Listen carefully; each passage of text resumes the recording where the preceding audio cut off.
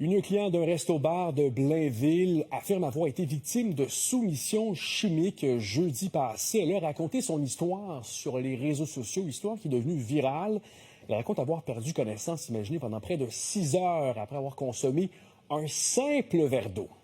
Alors Kevin, elle soupçonne qu'on y ait mis dans ce verre d'eau du GHB, ce qu'on appelle donc communément la drogue du viol. Et elle explique dans sa publication que ça peut arriver à n'importe qui et que le silence ne protège pas.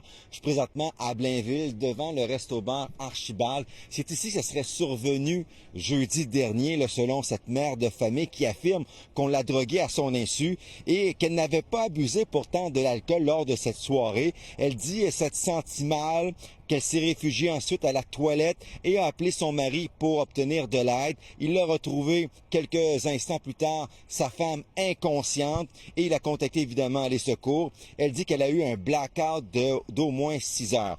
La police de Blainville mène une enquête, elle prend ça extrêmement au sérieux. Sa publication a créé aussi un mouvement de dénonciation de d'autres femmes qui affirment avoir vécu le même sort. On peut entendre un lieutenant de la police de Blainville.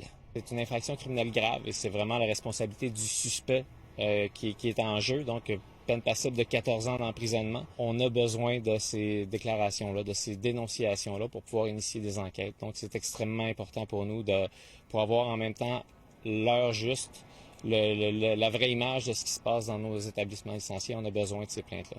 Et ce qu'il faut savoir, il existe des moyens pour protéger nos verres dans des établissements. Ce matin, j'ai été chez Alco Prévention Canada. Là-bas, on m'a montré différentes techniques pour aider la clientèle. Le groupe a un outil pour détecter s'il y a du GHB aussi dans notre verre. Regardez.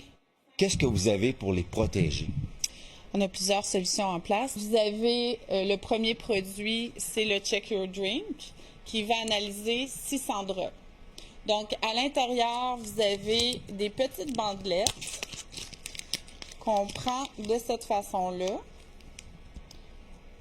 Et on va tremper dans la solution. Et quand ça devient bleu, le verre est souillé par une des 600 drogues. On peut aussi protéger son verre. Oui, exactement. Donc, il y a certains produits comme ceux-ci. Vous avez le produit Top, qui est vraiment un produit autocollant, comme celui-ci, qu'on va aller déposer sur le verre. Et là, on a de quoi de plus physique, ici. Donc, on va l'étirer et le mettre sur le verre de cette façon-là. Et sinon, ça existe aussi avec une paille qui peut être mise à l'intérieur du produit. Et ces produits que vous avez vus coûtent environ 2 $. Donc, le mot d'ordre, lorsque vous êtes dans un bar, il faut toujours surveiller son verre, notre consommation, ne pas accepter une consommation de quelqu'un d'autre, être toujours accompagné de gens de confiance et ne pas laisser une personne intoxiquée seule.